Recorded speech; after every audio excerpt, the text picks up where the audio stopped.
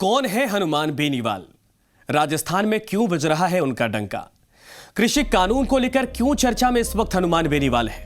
Bill के विरोध में मोदी सरकार से क्यों पंगा ले लिया बेनीवाल ने? आखिर क्यों उन्होंने किसान बिल के विरोध में एनडीए से नाता तोड़ लिया? ये तमाम सवाल आपके जहन में इस वक्त दौड़ रहे होंगे और आज इन सवालों का आपको जवाब मिलेगा।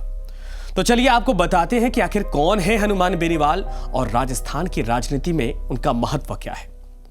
नमस्कार, मैं हूं आपके साथ संजय यादव और आप देख रहे हैं राजनीति का रण। नागौर जिला मुख्यालय से तकरीबन 25 किलोमीटर की दूरी पर स्थित बरण गांव के रहने वाले हनुमान बेनीवाल आज राजस्थान में दोनों प्रमुख राजनीतिक पार्टियों यानी कि कांग्रेस और भारतीय जनता पार्टी के लिए सरदर्द बन चुके हैं। नागौर से सांसद हनुमान बेनीवाल न केवल नागौर बल्कि पूरे प्रदेश में ऐसे नेता बन चुके हैं जिन्हें युवाओं का बड़ा समर्थन है। नौजवानों का एक बड़ा तबका उनके लिए कुछ भी करने को तैयार रहता और कहा जाता है कि हनुमान बेनीवाल एक ऐसे नेता हैं जो अपने समर्थकों के साथ जुड़े होते हैं और हर एक समर्थक, हर एक चाहने वाले के पास उनका नंबर होता है, जो बेनीवाल के एक इशारे पर हजारों की भीड़ इकट्ठा करने का मादा रखते हैं। दरअसल साल 2003 में पहली बार ओम प्रकाश चौटाला की पार्टी इंडियन नेशनल लोक दल से नागौर के मुंडवा विधानसभा सीट से चुनाव लड़कर दूसरे स्थान पर रहने वाले बेनीवाल वर्ष 2008 में पहली बार विधायक बने थे। 2008 में भाजपा से और 2013 में निर्दलीय चुनाव लड़कर विधानसभा पहुंच चुके हैं हनुमान बेनीवाल। 18 में भी विधायक बने, उसके बाद वो सांसद चुने गए। 2018 में खुद के पार्टी का भी निर्माण किया और लगातार तरक्की के सीढ़ियां चढ़ते जा रहे हैं। तो सवाल की सबसे पहले शुरुआत आखिर कैसे होती है हनुमान बेनीवाल की? कांग्रेस के खिलाफ उनका एक फैसला था जो उनको सरकार के खिलाफ सुर्खियों में ला दिया था। बात 1996 की है। राजस्थान के छोटे से गांव देव डोंगरी से सूचना का अधिकार आंदोलन शुरू हुआ था। 2002 में प्रदेश के मुख्यमंत्री बने अशोक गहलोत ने इस कानून को प्रदेश में लागू कर दिया था। अशोक गहलोत एक साल बाद होने वाले चुनाव में अपने इस कदम को पूरी तरीके से भुनाना चाहते थे। 2003 के विधानसभा चुनाव से पहले पूरे प्रदेश की दीवारों पर एक नारा लिखा था। नारे से दीवारें पुती थीं और लिखा था कांग्रेस सरकार ने क्या दिया? उत्तर में था सूचना का अधिकार दिया। लेकिन नागौर की दीवारों पर मोटे काले अक्षरों और हरी हेडलाइंस में लिखा था, हाईलाइट करके, चश्मे का निशान होगा, अगला मुख्यमंत्री किसान होगा। चश्मा यानी ओम प्रकाश चौटाला की पार्टी इंडियन नेशनल लोक दल का चुनाव चिन्ह। चौटाला के पिता चौधरी देवीलाल का राजस्थान से पुराना नाता था, जाटों के नेता के तौर पर पहचान रखते थे, लेकिन इस विरासत को आज हनुमान बेनीवाल आगे बढ़ा रहे हैं। हनुमान बेनीवाल जब छात्र नेता थे तब से ही लगातार वो सरकारों से टकराते आए।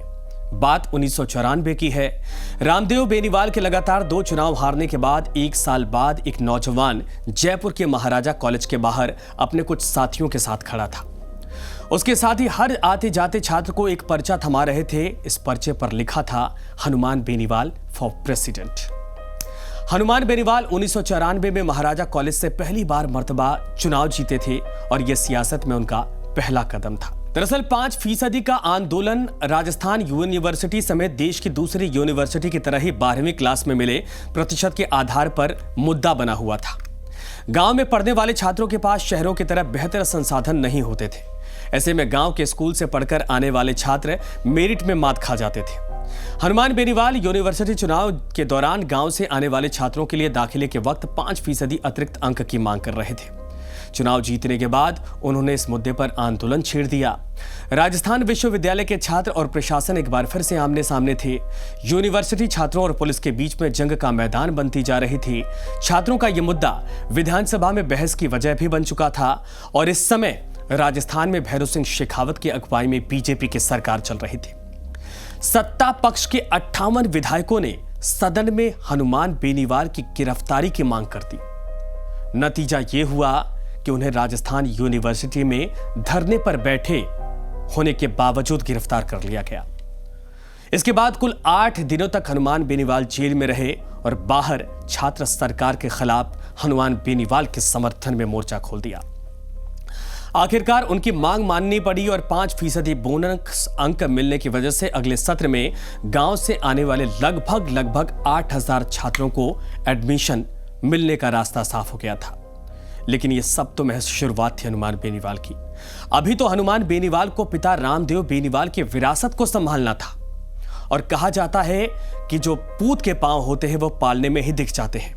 हनुमान बेनीवाल के पांव यानी उनका आगे का रास्ता कैसा होता, यह साफ तौर पर यूनिवर्सिटी की राजनीति में ही दिखने लगा था। अभी राजस्थान की महारानी कही जाने वाले पूर्व मुख्यमंत्री से भी यानी वसुंधरा राजे से भी टकराना बाकी था। अभी तो विधायक से सांसद और पार्टी के निर्माण करने की प्रक्रिया बाकी थी। इस सीरीज के अगले एपिसोड में ये सारी चीजें हम आपको बताएंगे, लेकिन राजस्थान से जुड़ी हुई जी राजस्थान के पॉलिटिकल किस्सों की सीरीज आपको कैसी लग रही है, आप कमेंट करके बताना ना भूलें। नमस्कार।